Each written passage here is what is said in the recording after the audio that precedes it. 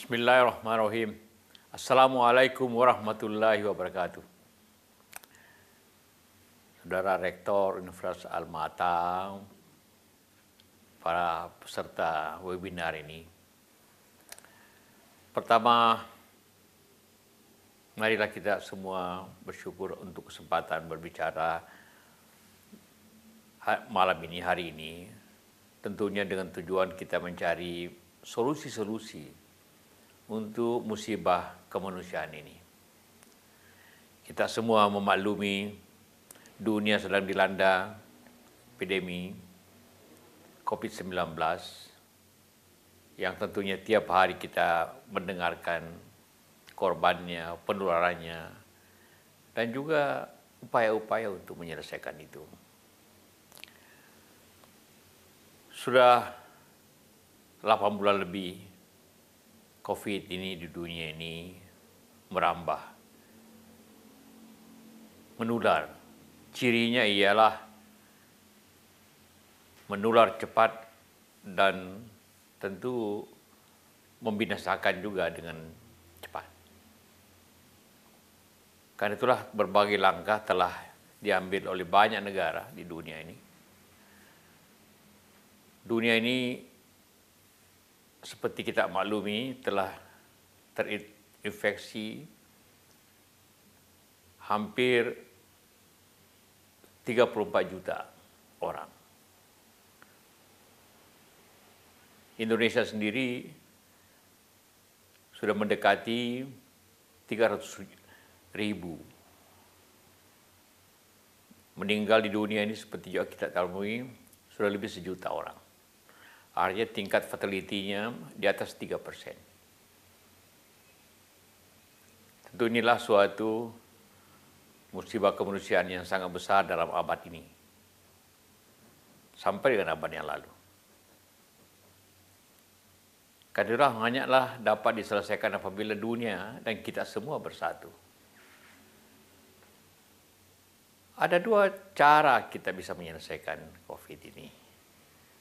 Ialah menghindari yang sering dikenal dengan 3M.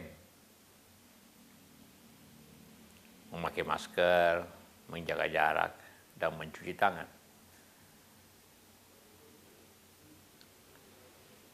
Itu dalam rangka kita mencegahnya. Untuk mengobatinya tentu selalu kita tahu tentang tracing, test, tracing, and treatment. Tes, telusuri, dan rawat. Sebagaimana teori atau pandangan yang selalu diungkapkan apabila kita berbicara tentang kesehatan masyarakat, lebih baik mencegah daripada mengobati. Tentu salah satu cara untuk mencegahnya ialah memaksimalkan disinfektan. Dan itu salah satu cara untuk menghindari atau mematikan virus yang ada itu. Walaupun tentunya kita tidak mengetahui di mana virus itu.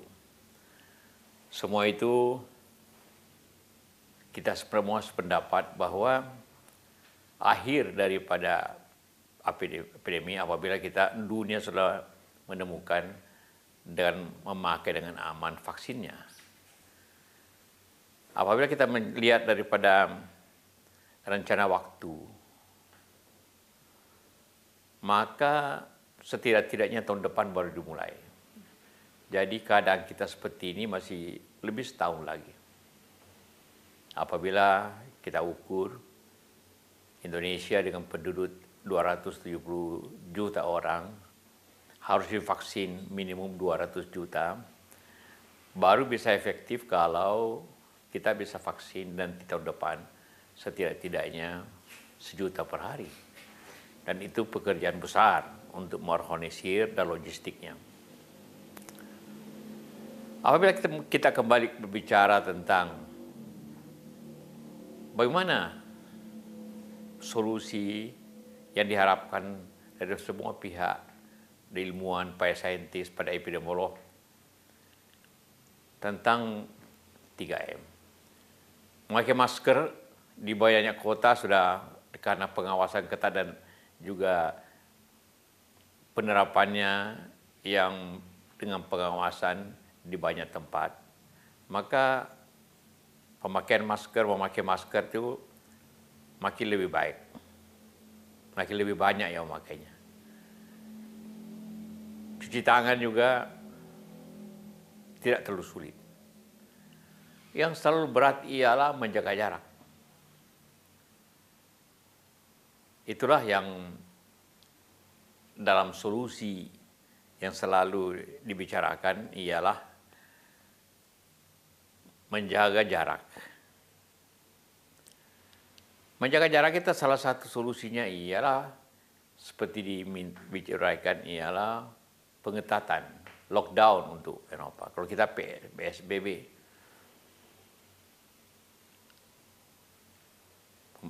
kenapa demikian? Karena hanyalah dengan teori tinggal di rumah, untuk bekerja dari rumah, belajar dari rumah, berbeda di rumah.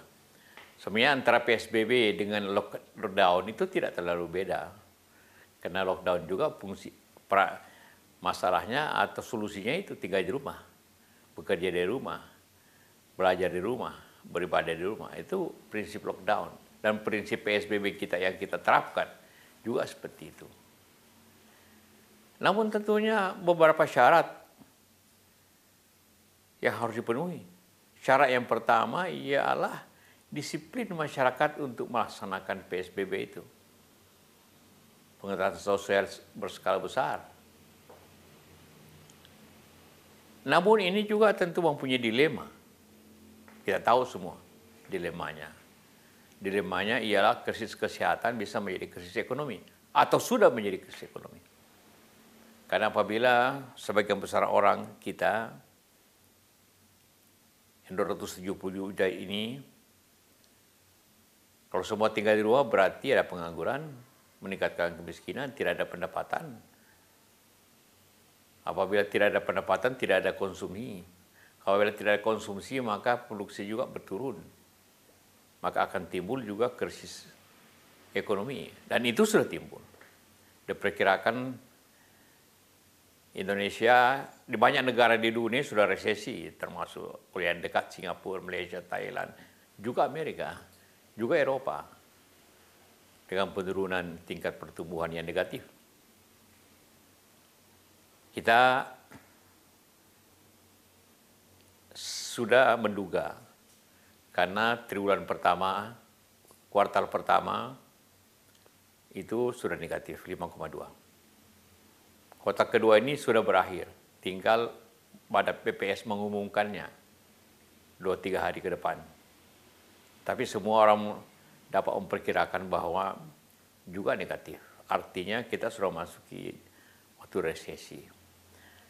Pertanyaan yang minta ya, kenapa PSBB ini tidak efektif untuk menjaga masyarakat kita tertular sehingga ekonomi berjalan dan kita tidak resesi.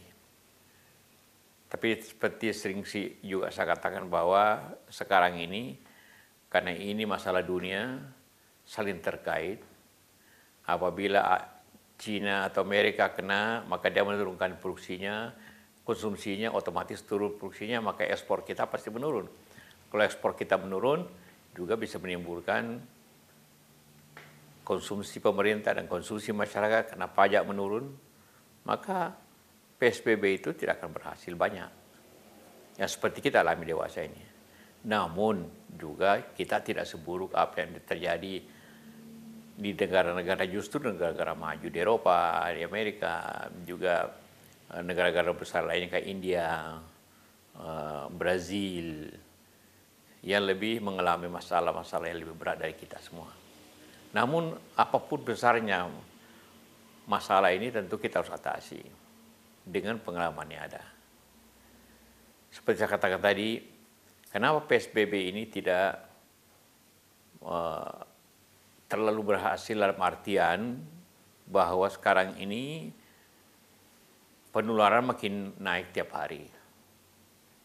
Kalau angka hari-hari ini rata-rata 4.000, lebih 4.000 per hari, maka apabila ini terus-menerus maka akhir tahun 2020 ini Indonesia bisa kena kurang lebih 600-700 ribu. Kalau fertility-nya 3,5% atau 38%, maka itu berarti tingkat kematiannya itu juga bisa mencapai 20-30 ribu orang. Ini tentu angka yang besar untuk kita semua, sehingga kita harus berusaha sebaik-baiknya. Akhirnya, seperti kita hadapi, memakai masker tidak terlalu susah, cuci tangan tidak terlalu susah, ya kita harus upayakan kedisiplinan untuk menjaga jarak. Tapi itu tidak berdiri sendiri. Kedisiplinan untuk menjaga jarak akan sulit diterapkan, disiplinkan apabila ekonomi masyarakat menurun. Karena dia harus keluar untuk mencari nafkah, berbuat sesuatu. Juga tentu pemerintah sudah banyak melonggarkan daerah-daerah yang lain. Sehingga yang betul-betul melaksanakan PSBB ini secara berlanjut hanya Jakarta, Surabaya, dan kota-kota lainnya di sekitar Jakarta. Namun seperti yang kita lihat, hasilnya masih belum menghasilkan suatu penularan yang melandai, menurun. Masih tetap naik. Dari rata-rata 2.000 naik rata-rata 3.000, sekarang hampir tiap hari kita baca laporannya 4.000 ke atas. Itu artinya masih terjadi suatu penularan yang tinggi. Nah, kalau kita baca sekali lagi, ini sangat ditentukan oleh disiplin masyarakat. Tapi disiplin masyarakat juga ditentukan oleh sanksi yang diberikan pemerintah kepada yang melanggar kedisiplinan tersebut. Kita sudah memahami bahwa pemerintah sudah lebih tegas di banyak kota, sweeping atau pemeriksaan di perbatasan kota sudah menjadi bagian daripada kehidupan sehari-hari. Namun tentu semuanya tergantung kepada kita semua. Kedisiplinan, kesadaran untuk tetap selalu memperhatikan 3M tersebut. Tapi sekali lagi kunci daripada itu adalah kesadaran dengan disiplin, dengan sanksi. Tidak ada masyarakat yang 100% taat disiplin tanpa sanksi yang ketat. Tapi sanksi yang ketat tentu juga menimbulkan masalah-masalah sosial dan ekonomi lagi. Inilah dilema-dilema harus dipilih.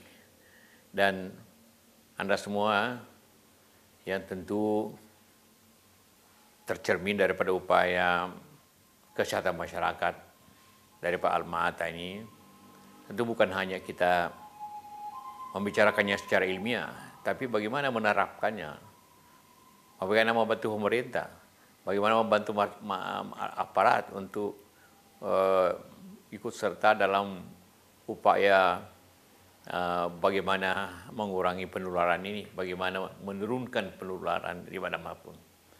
Jadi saya harap dalam webinar ini ada ide-ide baru, ada hal-hal baru. Memang ada negara yang kita bisa contoh, ada negara yang kita tidak bisa contoh. Kalau kita lihat yang dianggap telah berhasil menurunkan tingkat penularan itu, ya pertama Cina sebagai negara yang berasal, virus ini berasal dari sana, sudah mulai menurun. Di Wuhan sudah mulai orang hidup lebih normal, tidak lagi memakai masker, tidak lagi perlu disiplin keras sebanding dengan dulu. Korea Selatan juga, walaupun juga kadang-kadang masih timbul penularan di beberapa kota. Taiwan yang berhasil, Vietnam sangat berhasil dianggap di dunia ini. Tingkat kematian sangat kecil. Ekonominya tidak negatif, tapi tetap positif. Tidak banyak negara yang ekonominya positif. Walaupun positifnya 2-3%, tapi tetap lebih baik. Sama dengan Cina. Cina juga sudah mulai positif ekonominya. Karena sudah menyelenggarakan lockdown yang keras. Ini suatu dilema-dilema yang harus diambil. Tapi dalam kehidupan bernegara, bermasyarakat, harus diambil suatu risiko yang paling kecil. Dan memang risiko yang paling kecil ialah menjaga kesehatan masyarakat, Tapi seperti yang saya ingin ulangi lagi, bahwa efeknya ke kehidupan masyarakat yang lain, pengangguran, kemiskinan, itu juga harus dijaga.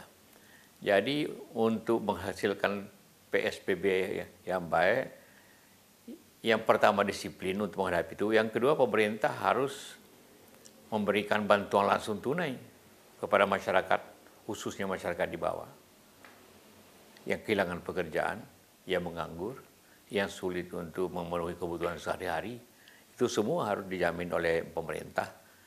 Tetapi pemerintah lagi mengalami kesulitan, karena dengan situasi ini pajak menurun, terjadi defisit. Defisit berarti menambah utang. Jadi semua ini pada ujungnya ialah bagaimana tanggung jawab pemerintah memperbaikinya, dan kita semua memperbaikinya itu. Tidak ada suatu penyelesaian yang seluruhnya enak. Apabila kita ingin menyelesaikan krisis kesehatan, maka kita harus, sebagaimana juga anjuran Presiden, itu nomor satu. Penyelesaian ekonomi itu bagian upaya nomor dua, karena tidak mungkin semua bersama-sama baik. Itulah harapan saya. Sekali lagi saya ucapkan terima kasih kepada penyelenggaraan ini. Semoga semua berjalan baik dan memberikan inovasi-inovasi dan saran-saran yang baik kepada kita semua. Terima kasih. Wassalamualaikum warahmatullahi wabarakatuh.